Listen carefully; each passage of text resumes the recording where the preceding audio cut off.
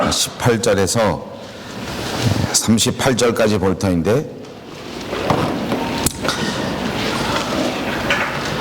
제가 가진 성경책에는 161면에 있습니다만 본문이 조금 길어서 우리가 다 같이 35절에서 38절에까지 있는 말씀을 한 음성으로 받들어 봉독하겠습니다. 요한복음 9장 35절에서 38절까지 있는 말씀 읽겠습니다. 예수께서 그들이 그 사람을 쫓아냈다 하는 말을 들으셨더니 그를 만나사 이르시되 내가 인자를 믿느냐? 대답하여 이르되 주여 그가 누구시오니까 내가 믿고자 하나이다. 예수께서 이르시되 내가 그를 보았거니와 지금 너와 말하는 자가 그이니라. 이르되 주여 내가 믿나이다 하고 절하는지라. 아멘. 이제 본격적인 크리스마스 시즌입니다.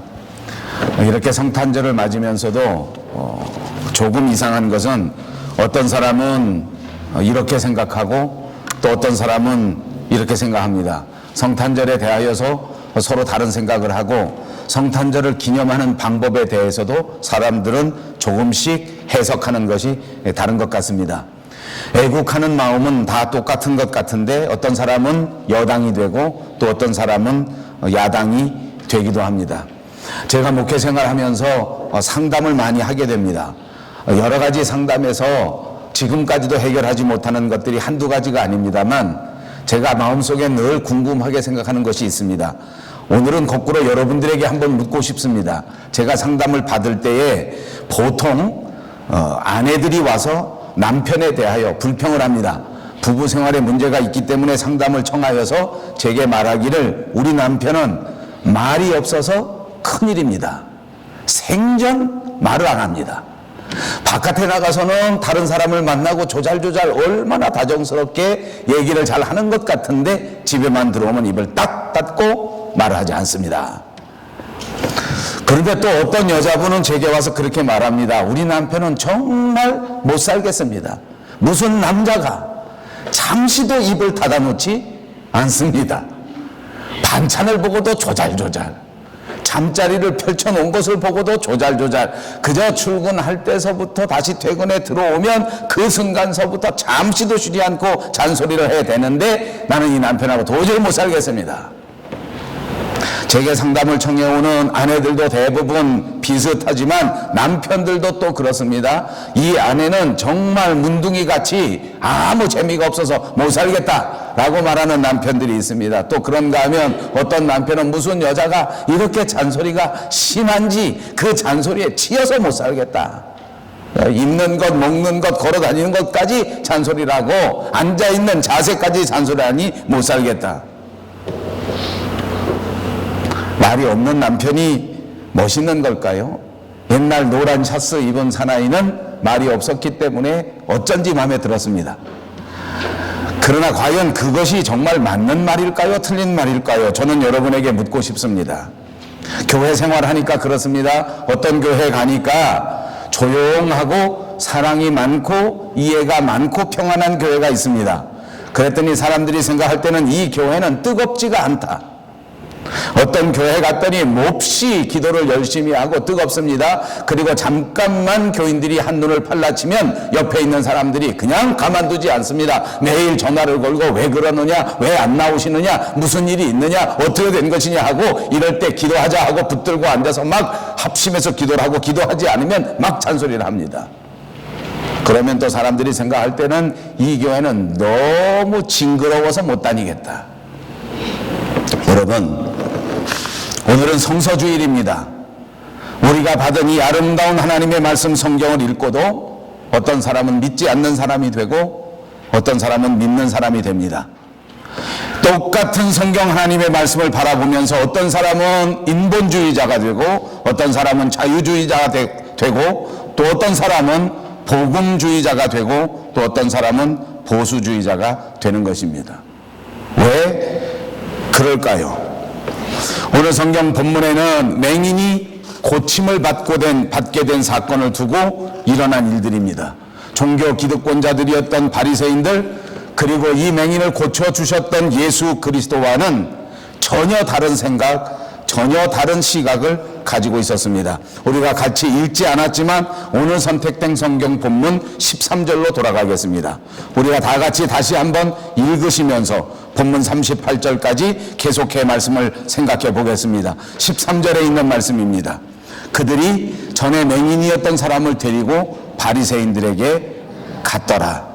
그렇습니다. 고침받은 직후에 이 사람을 데리고 바리새인들 앞으로 간 것입니다. 그런데 바리새인들은 이미 예수님에 대하여 반대하기로 마음먹고 있었고, 이 예수님을 어떻게 하든지 붙들어야 되겠다, 예수님을 배척해야 되겠다라고 뜻을 모은 상태였습니다. 그래서 이 사람을 보자마자 예수님에 대하여 트집을 잡기 시작한 것입니다. 어떻게 트집을 잡을까? 아주 교묘한 방법을 사용합니다. 이 사람이 고침받은 사건 자체는 좀 접어두고 어떤 방법을 통하여 고쳤는가, 혹시 고치는 방법에 있어서 의료법을 위반한 적은 없는가, 또는 하나님의 말씀을 위반한 적은 없는가, 보통 사람들이 생각한 법도를 위반한 적은 없는가 하는 것을 따져 묻기 위해서 방법을 물은 것입니다. 14절과 15절입니다. 예수께서 진흙을 이겨 눈을 뜨게 하신 날은 안식이라. 그러므로 바리새인들도 그가 어떻게 보게 되었는지를 물으니 이르되 그 사람이 진흙을 내 눈에 바르매 내가 씻고 보나이다 라고 대답했다는 말씀입니다. 진흙을 이겨 눈을 뜨게 했고, 그리고 그 고침받은 그날이 바로 안식일이었습니다. 그렇습니다. 안식일을 위반한, 안식일을 금지하는 법칙을 지키지 않았다 하는 것을 지적하기 위함이요, 또한 그 방법 자체도 안식일에는 결코 허락될 수 없었던 방법을 동원한 것에 대하여 지적하는 질문이었습니다.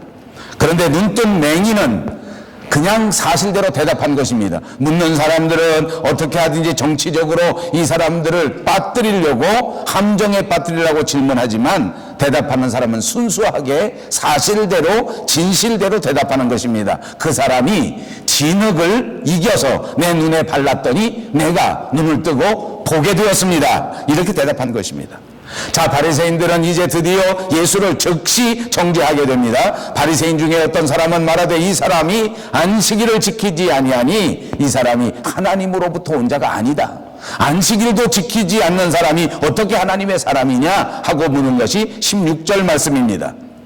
여러분, 우리가 아는 것처럼 유대인의 전통 가운데에는 미시나라고 하는 것이 있는데, 이 미시나에는 안식일에는 결코 하지 못할 일들 39가지 종류가 있다고 합니다. 그리고 그 39가지 종류를 크게 나누면 3가지 정도에 금지된 것인데, 첫째는 뭐든지 반죽하면 안 된다.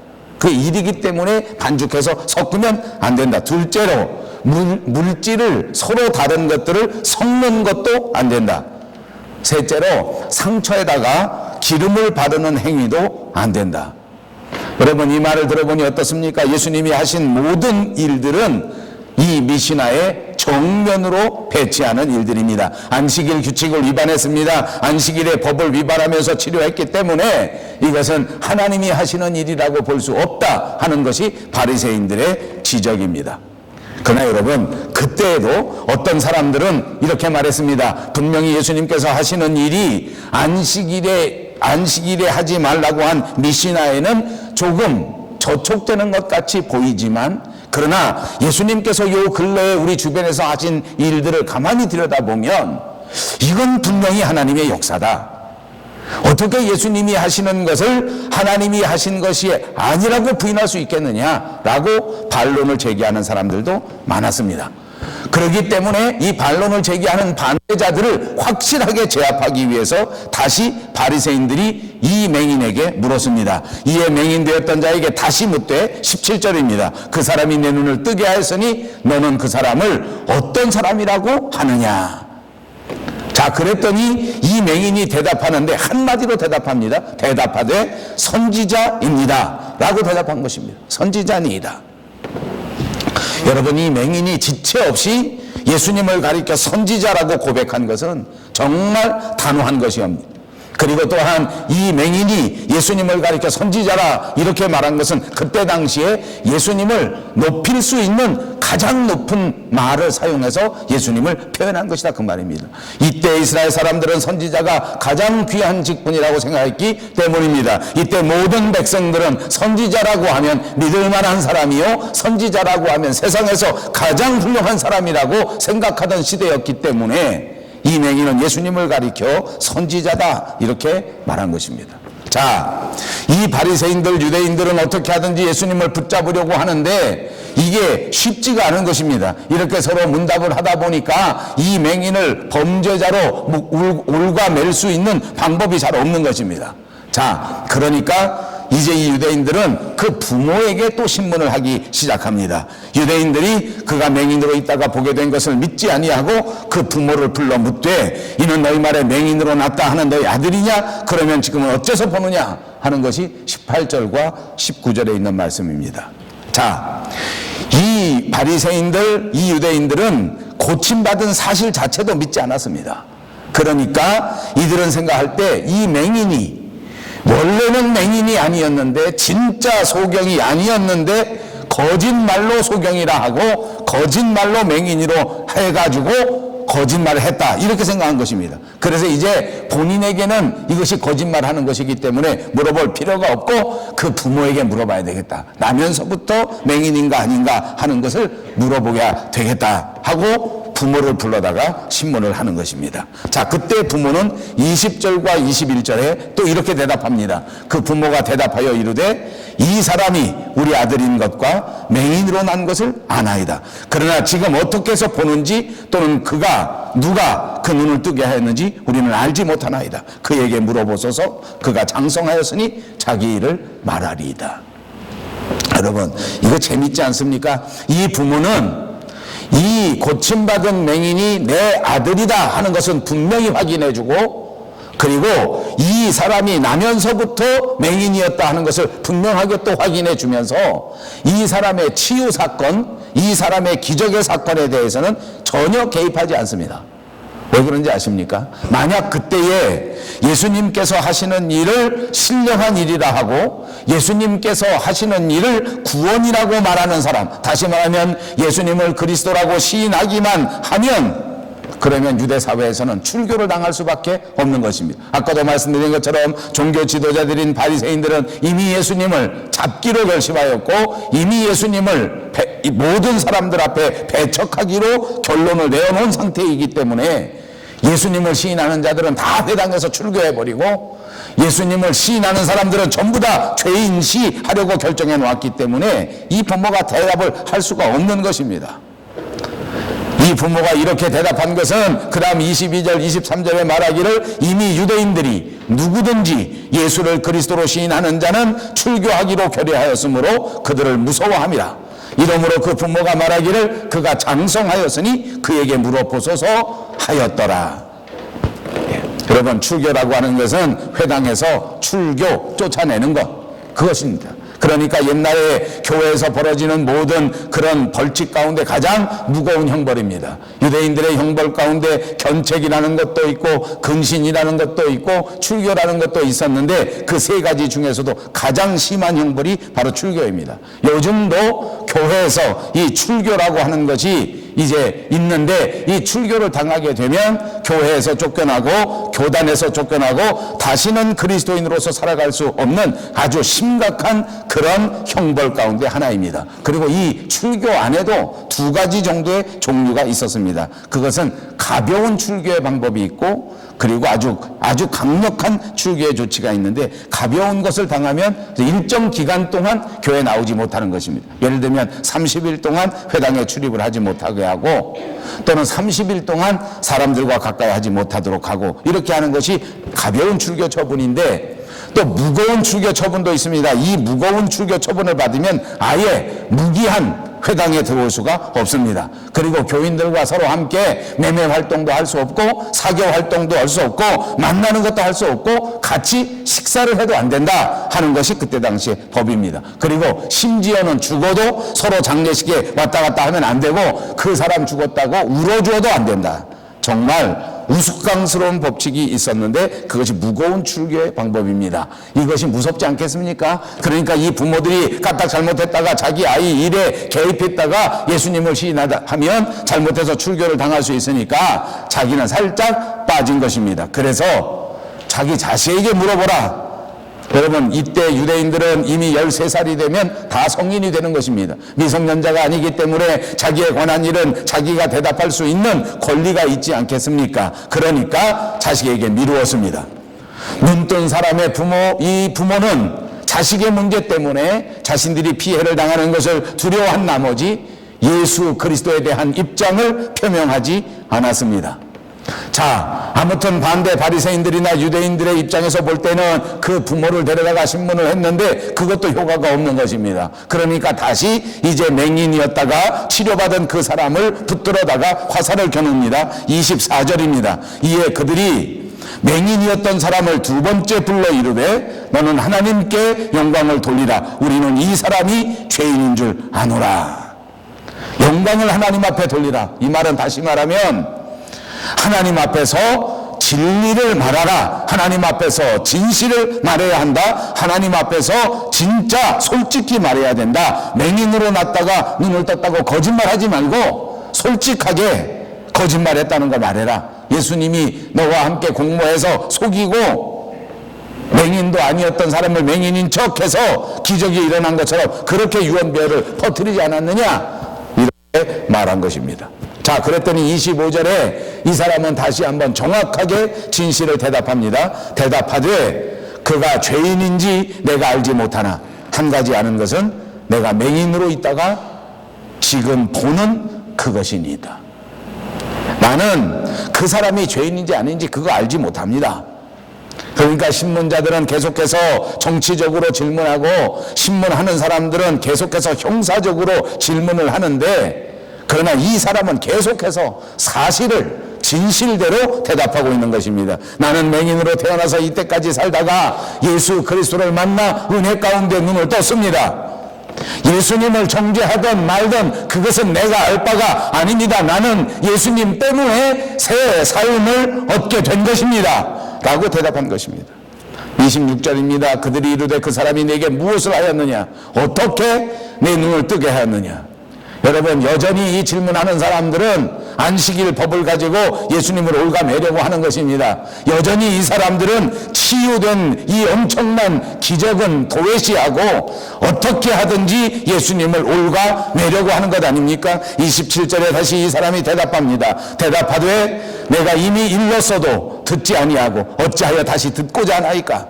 당신들도 그 제자가 되려 하나이까? 당신들도 그의 제자가 되려 하나이까? 자기는 이미 제자가 되었다는 말 아닙니까? 당신들도 그의 제자가 되겠습니까?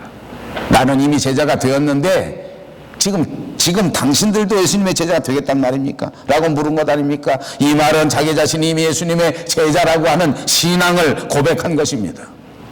이 무시무시한 사람들 앞에서 나는 예수님 앞에 은혜 받은 사람이요 예수님과 더불어 살아갈 사람이라고 하는 것을 담대하게 말하는 것입니다. 그뿐만이 아니라 자기를 신문하는 이 무시무시한 바리새인들, 종교 지도자들을 은근히 비꼬고 있습니다. 당신들도 예수님의 제자가 되려고 하는 것입니까?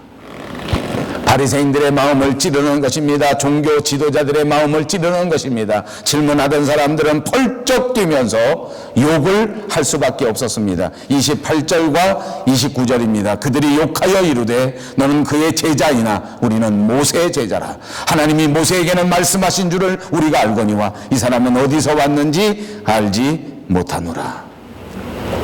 모세를 통해서 하나님이 말씀하신 것은 인정하지만 예수님을 통해서 말씀하신 것은 인정할 수 없고 믿을 수도 없다, 그 말입니다. 다시 30절과 33절에는 이 사람이 이렇게 대답합니다. 그 사람이 대답하여 이르되 이상하다. 이 사람이 내 눈을 뜨게 하였으되 당신들은 그가 어디서 왔는지 알지 못하는도다. 하나님이 죄인의 말을 듣지 아니하시고 경건하여 그의 뜻대로 행하는 자의 말을 들으시는 줄을 우리가 아나이다. 창세 이후로 맹인으로 난 자의 눈을 뜨게 하였다 함을 듣지 못하였으니 이 사람이 하나님께로 오지 아니하였으면 아무 일 일도 할 수 없으리다. 자, 이 맹인의 이야기는 이것입니다. 내가 정말 사람들이 생각할 수도 없는, 상상할 수도 없는 엄청난 큰 기적의 은혜를 받았는데 당신네들이 바리새인들을 하면서 어떻게 그걸 모르는가? 어떻게 종교 지도자라고 하면서 이 놀라운 은혜를 모르는가? 이렇게 반문하는 것입니다. 이렇게 비난하는 것입니다. 죄인이라고 하면, 만약 예수님이 죄 가운데서 이런 일을 벌어졌다고 하면 어떻게 하나님이 이 예수님의 기도를 들어주셨겠는가, 그 말입니다. 아무것도 모르는, 신학적인 입장도 모르고 교회 다녀본 경력도 없는, 어려서부터 맹인이 되어 불쌍하게 살아갔던 이 사람이 당대 최고의 종교 지도자들에 대하여 이렇게 묻는 것입니다. 당신들이 전문가라 하면서 어떻게 하나님의 역사를 알지 못하는가? 34절에 유대인들은 참지 못하고 대답합니다. 그들이 대답하여 이르되 내가 온전히 죄 가운데 나서 우리를 가르치느냐? 그리고 쫓아 내어 보내니라. 이제 안 되니까 욕이 나왔습니다. 욕으로도 안 되니까 저주를 퍼붓는 것입니다. 너는 죄 가운데 맹인으로 난 자가 아니냐? 너는 죄 가운데 소경으로 태어난 자 아니냐? 그러면서 감히 우리를 가르치려 하느냐라고 말한 것입니다. 호통을 치는 것 아닙니까? 저주를 하는 것 아닙니까? 그리고 쫓아내버렸다. 그리고 출교해버렸다, 그 말입니다. 여러분, 여기 재미있는 맹점이 있습니다. 사실은 이 종교 지도자들이 이 나면서부터 맹인되었던 사람을 의심하면서 말하기를 너는 나면서부터 맹인이 아니었다. 예수님이 기적으로 맹인을 고칠 수 있는 능력이 있는 사람이 아니다. 하나님이 아니고는 누구도 그렇게 할 수가 없다. 그러니까 너가 사기꾼이니까 너는 나면서부터 맹인이 아니었던 사람이다. 금방 이렇게 의심하고 이렇게 그 사람을 회유했었는데 이제 와서 저주할 때 보니까 너는 죄 가운데서 나면서부터 맹인된 자가 아니었더냐. 감히 죄가 많아 태어나면서부터 소경으로 났던 네가 감히 우리 종교 지도자를 가르치느냐 하고 화를 낸 것입니다. 자기 스스로가 이 사람이 나면서부터 맹인이었다는 것을 인정하는 결과가 되고 말았던 것입니다. 자, 이 사람이 출교를 당했다는 소식이 주변에 퍼졌습니다. 예수님께서도 그 소식을 들으셨습니다. 자기에게 치유를 받은 이 맹인이 믿음을 가졌지만, 하나님 앞에 믿음을 고백했지만, 그러나 종교 지도자들에게 배척을 받고 종교 지도자들에 의하여 어려움을 당하고 그리고 종교 지도자들에게서 출교를 당했다는 소식을 들으셨다는 것입니다. 사랑하는 여러분, 우리 주님은 그런 분이십니다. 우리가 어려움을 당하고 우리가 핍박을 당하고 우리가 세상에서 힘든 일 당할 때에 이 모든 소식을 들으시고 그 예수님이 우리에게 찾아와 주신다는 말씀인 줄로 믿습니다. 이 맹인에게 여지없이 예수님은 찾아가셨습니다. 그 안타까운 소식을 들으신 주님이 그에게 찾아가셔서 그에게 물으셨습니다. 그것이 35절입니다. 예수께서 그들이 그 사람을 쫓아냈다 하는 말을 들으셨더니 그를 만나사 이르시되 내가 인자를 믿느냐. 인자는 누구입니까? 예수님입니다. 메시아를 의미하는 말입니다.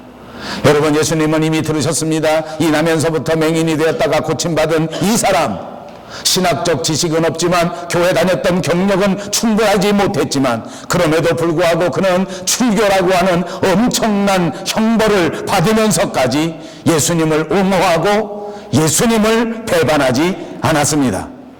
그는 아직 예수님이 메시아인지도 알지 못합니다. 그는 아직 예수님이 십자가 위에 달리셔서 우리를 구속해 주실 그 위대하신 구원의 주님이라고 하는 사실조차도 알지 못하였습니다. 그러나 그런 상태에서도 그는 믿음을 고백하였고 그런 상태에서도 그는 예수님을 배반하지 않았습니다. 여러분, 만약 이 소경이 자기가 보호하고 자기를 고쳐주었던 이 분이 이 예수님이시고 이 예수님이야말로 성경에서 약속하신 그분 메시아라고 하는 사실을 알게 된다면 그는 어떻게 되겠습니까? 주님은 그에게 이 모든 사실들을 알려주십니다. 내가 인자를 믿느냐? 질문 가운데 대답이 있는 것입니다. 인자는 메시아를 말하는 것입니다. 그러나 이 맹인은 아직 몰랐습니다. 36절에 대답하여 이르되 주여 그가 누구시오니까 내가 믿고자 하나이다. 인자라고 하면, 메시아라고 하면 내가 이제 믿겠습니다. 나는 단순히 육신의 질병이었던 이 맹인된 질병을 고쳤지만 거기서 멈춘 것이 아니라 정말 믿음의 눈을 뜨고 인생의 눈을 뜨고 영안의 눈을 뜨고 우리 주 예수 그리스도를 영접하기를 원합니다. 내가 그분을 믿고자 하나이다. 그는 메시아를 믿고자 합니다. 그는 예수 그리스도를 영접하고자 합니다. 그러나 그는 예수님이 누군지를 몰랐던 것밖에 없었습니다. 메시아가 누군지 몰라서 못 믿었습니다. 구세주가 누구신지 몰라서 못 믿었습니다. 그랬더니 예수님이 37절에 대답해 주시지 않습니까? 예수께서 이르시되 내가 그를 보았거니와 지금 너와 말하는 자가 그이니라. 이 사람이 얼마나 감격했겠습니까? 자기 눈을 뜨게 해주신 이 사람을 누군지도 모르고 그분을 위해서 변호하지 않았습니까? 그분이 누군지는 알지 못했지만 그러나 그분 때문에 나는 그분을 보호하다가 이 출교라고 하는 엄청난 징벌을 받을 때라도 감수하면서 받았는데 알고 보니까 바로 그분이, 바로 내 눈앞에 계신 그분이 예수 그리스도시라, 그분이 메시아이심을 듣게 된 것입니다. 복음을 듣게 된 것입니다. 말씀을 듣게 된 것입니다. 진리를 듣게 된 것입니다. 사랑하는 여러분, 사실 이 사람은 이미 예수님을 만나기 전서부터 우리가 보니까 마음의 준비가 다 되어 있었던 사람입니다. 예수님을 만나기만 하면 받아들일 그런 준비가 다 되어 있었습니다. 선지자로 인정해주고 예수님을 정말 그 이상의 존재로 인정하는 그런 지혜가 이 사람에게 있었습니다. 그러다가 분명하게 알게 되지 않았습니까? 그랬더니 오늘 본문 마지막 38절에 그 말씀처럼 이렇게 대답합니다. 망설임이 없었습니다. 지체함이 없었습니다. 이르되 주여 내가 믿나이다 하고 절하는지라. 믿음을 고백하고 예수님 앞에 절하고 예수님 앞에 경배했습니다. 이제는 마음으로부터 예수님을, 중심으로부터 예수님을 나의 구주로, 나의 메시아로 영접하고 드디어 하나님의 자녀가 된 것입니다. 여러분, 오늘 이 본문 이야기는 무엇을 가르쳐 주는 것입니까? 사도 요한은 이 본문의 이야기를 통해서 이 한 사람의 맹인이 어떻게 예수님을 알게 되고 어떻게 믿음을 성장시켜가고 어떻게 하나님 앞에 하나님의 자녀가 되어 가는가 하는 과정을 우리에게 보여준 본문인 것입니다. 여러분, 우리가 지난 시간에 이 맹인이 나면서부터 맹인이 되었었는데 예수님을 만났을 그때에 진흙으로 이겨 눈에 발라주시고 실로암에 가서 씻으라 하셨다는 그 은혜의 말씀을 순종하여 그 평생토록 가졌던 고난과 아픔에서 극복된 사건을 보았습니다. 그러나 오늘 이 말씀을 묵상해 보니 육신의 눈을 뜬 것은 기적도 아닌 것입니다. 육신의 눈을 뜬 것은 은혜도 아니었습니다. 그보다 더 엄청난 기적, 그보다 더 엄청난 은혜가 오늘 저와 여러분에게 소개되고 있는 것입니다. 그렇습니다. 육신의 몸을 고친 기적보다 영의 마음을 고친 기적, 이것이 더 큰 기적인 줄로 믿습니다. 사랑하는 밴쿠버 영성교회 성도 여러분, 여러분의 영혼의 삶이, 영적 생활이 하나님의 은혜 가운데, 기적 가운데 더욱 해지시기를 주님의 이름으로 축복합니다. 우리의 마음이 달라져야 합니다. 우리의 믿음이 달라져야 합니다. 우리의 영적 생활이 완전히 새로워지는 은혜가 있으시기를 다시 한번 주님의 이름으로 축복합니다. 오늘 이 맹인은 정말 큰 기적을 체험하지 않았습니까? 정말 이 맹인은 놀라운 은혜를 체험하지 않았습니까? 어떻게 이 사람의 신앙이 발전되었습니까? 처음에는 오직 육신의 눈을 뜨는 데만 관심이 있었습니다. 여러분, 솔직히 말하면 이 맹인은 처음에 예수님이 누구신지 전혀 생각이 없었어요. 상관할 여유가 없었습니다.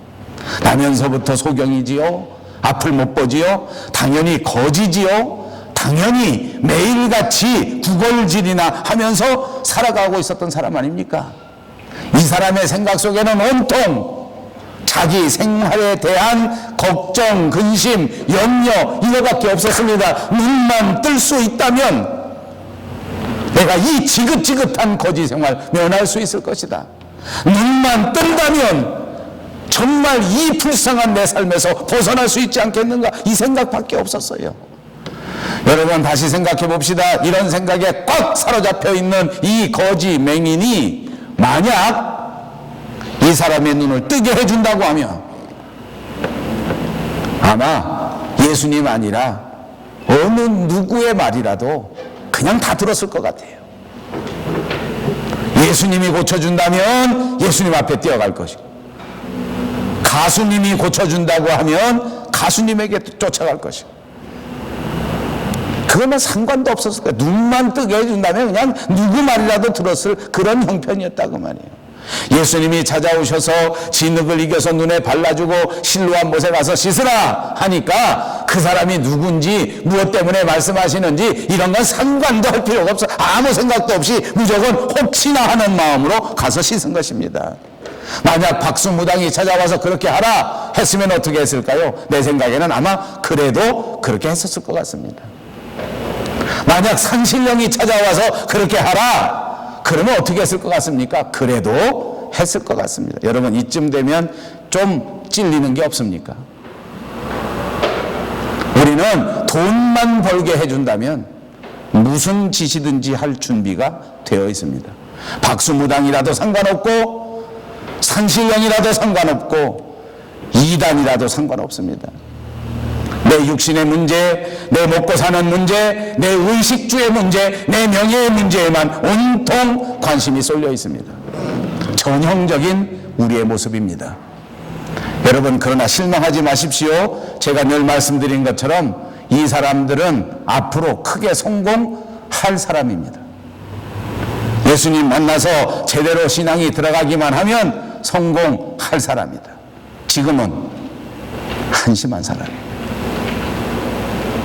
좀 낫죠? 성공할 사람이란. 여러분 어떻습니까? 성공할 사람입니까? 한심한 사람입니까? 그 사람이 그 사람입니다. 두 번째 단계 가운데 보니까 눈을 뜨고 나서 비로소 예수 그리스도가 누구신지에 관하여 관심을 갖게 되었습니다. 저는 이 대목에서 이 맹인이 너무너무 훌륭한 사람이라고 생각합니다. 대부분 우리같이 한심한 사람들은 고침을 받게 되면 그 다음에 모릅니다. 고침받은 것에 도취하여 누가 나를 고쳐주었는지, 어떻게 이런 기적이 벌어졌는지 이 은혜를 모릅니다. 세상 사람들은 정말 은혜를 물에다 새기더라고요. 어렵고 힘들 때는 그렇게 간절히 매달려서 부르짖고 소리질러서 은혜를 받고 혜택을 받았다가 혜택을 받고 은혜를 딱 받게 되면 그 다음에는 누가 나를 도와주었는지, 어떻게 해서 이런 은혜가 벌어졌는지 그 생각도 없다는 거예요. 그래서 저는 이 맹인의 가장 훌륭한 점은 무엇인지 압니까? 이 맹인의 인생이 위대한 인생으로 변화된 결정적인 것은 눈을 뜨고 난 다음에 예수님에 대하여 관심을 갖기 시작한 것입니다. 지금까지는 내 인생만 생각하고, 지금까지는 내 형편만 생각하고, 지금까지는 내 자신만 바라보던 눈이 이제는 눈이 뜨여져서 예수님을 향하게 된 것입니다. 사실은 이 맹인은 눈을 뜨면 보고 싶은 것이 수없이 많았습니다. 그토록 나를 괄세하는, 나만 만나기만 하면 발길로 걷어찼던 그 XX 같은 인간, 기어코 내가 그 인간 쳐다보고 말리라. 내가 여태까지 보지 못했던 그 음식 한번 꼭 눈으로 보리라. 다 리스트를 적어 놓았습니다. 그러나 그 사람이 적어놓은 리스트 가운데에 예수님은 없었습니다. 그런데 정작 눈을 뜨고는 예수님에 대하여 관심을 갖게 된 것입니다. 예수님을 향하여 그 눈을 들게 된 것입니다. 솔직히 이것도 자유로 가지게 된 것은 아닙니다. 바리새인들한테 신문을 당하고 바리새인들한테 끌려가고 바리새인들한테 이런저런 억울한 일을 당하다 보니까 조금씩 생각하게 된 거예요.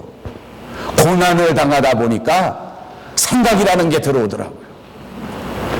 여러분, 여기서 제가 또 섭섭한 얘기 하나 하겠습니다. 여러분, 생활에서 고난을 당하고 생활에서 고통을 당하고 살면서 아픔을 당할지라도 불평하지 마십시오. 원망하지 마십시오. 조금 아파야 생각이라는 걸 하게 돼요. 조금 외로워야 하나님을 바라보게 돼요. 조금 억울해야 인생의 진짜 의미가 무엇인가를 한 번 더 생각해 보게 되더라고요. 바리새인들이 억울하게 몰아치니까 정작 고침받은 건 난데 정작 나를 고쳐주신 분은 하나님이신데 어떻게 종교 지도자라는 것들이 어떻게 하든지 예수님 붙잡으려고 거짓말로 나를 회유하고 거짓말로 나를 압박하는가, 왜 이렇게 억울한 일이 생기는가 하는 것을 당하다 보니까 예수님에 대해서 자꾸 생각하게 되더라는 거야. 아, 이거 아닌가 보다. 내가 함부로 예수님을 부인하면 안 된다. 옛날 거지같이 살 때는 아무렇게나 살아도 되지만, 아니, 내가 은혜 받은 사람으로서 내게 은혜를 베풀어준 예수님을 부인하고 배반하면 안 되겠다. 예수님은 그냥 보통 사람이 아니구나. 예수님은 그냥 세상에 비범한 사람이 아니구나. 예수님은 하나님께서 나를 위하여 이 땅에 보내주신 예수 그리스도로구나. 이걸 생각하게 된 거야. 이제 내가 어떤 일을 당할지라도 이 하나님이 보내신 예수님 편에 서야 한다. 아멘. 내가 무슨 일을 당해도 그리스도의 말씀에서 벗어나지 말아야 하겠다. 아무리 억울한 일을 당해도 주님과 더불어 십자가 앞으로 걸어가야 하겠다. 그래서 이 맹인은 예수님을 부인하지 않습니다. 그래서 이 맹인은 결코 예수님에 대하여 허위로 보고하지 않습니다. 이것이 믿음의 바로 직전의 단계입니다. 주님도 우리에게 그렇게 말씀하시지 않았습니까? 우리를 반대하지 않는 자들은 우리를 위하는 자니라. 여러분, 우리의 믿음은 긍정에서 나오는 것을 믿으시기를 바랍니다. 믿음의 깊은 단계에 들어가지는 못했지만 그래도 부인하지 마시기를 바랍니다. 절대로 긍정하고 절대로 부정하지 않는 것, 그것이 성숙한 믿음으로 들어가는 직전의 단계란 말입니다. 여러분, 하나님이 나를 고치신다. 아멘. 부인하지 마시기를. 내 믿음으로 확신은 없을지라도, 아직 그런 분명한 확신에 들어가지 않았다 할지라도 하나님이 나를 고치신다. 아멘. 긍정하는 거야, 긍정.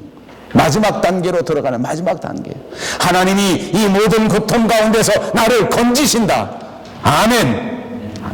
이런 상황 속에서도 하나님은 나를 가르치셔서 풍성한 삶을 살게 하신다. 아멘.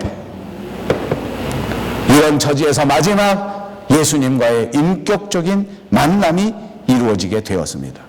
이 사람이 출교당한 직후에 두 번째로 예수님이 이 사람에게 찾아오신 것입니다. 육신의 눈을 뜨게 하신 그 주님께서 이제는 믿음의 눈을 완전하게 뜨게 해 주시려고 나타나 주신 것입니다. 그리고 이 사람에게 예수님이 말씀하셨습니다. 내가 바로 그 메시아라. 그 맹인은 아무 지체 없이 그대로 무릎을 꿇고 고백합니다. 내가 믿습니다. 지금까지 갈망하던 예수 그리스도가 당신이라고 하니 나는 분명히 주님을 믿습니다. 이 맹인은 처음에는 예수님을 만나 육신의 눈만 떴던 사람입니다. 그러나 이제는 드디어 그의 영의 눈마저도 뜨게 된 줄로 믿습니다. 예수님을 선지자로 생각했습니다. 그 다음에는 선생님으로, 그 다음에는 하나님께로서 온 자로, 그리고 드디어 오늘 나를 구원해 주신 메사야, 구세주로 믿고 경배하게 된 것입니다. 그는 처음에는 예수님을 부정하지 않는 단계였습니다.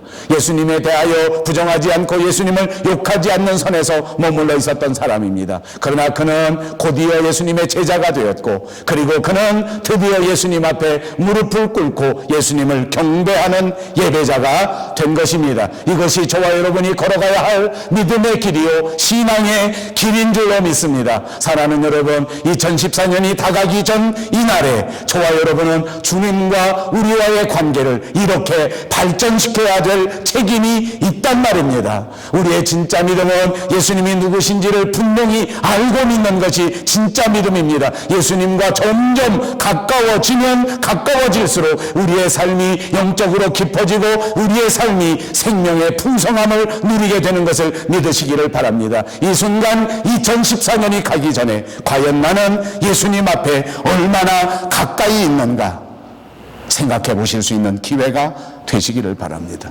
날마다 예수님과 인격적인 교통 속에서 날마다 함께 하시는 저와 여러분이 되어야 됩니다.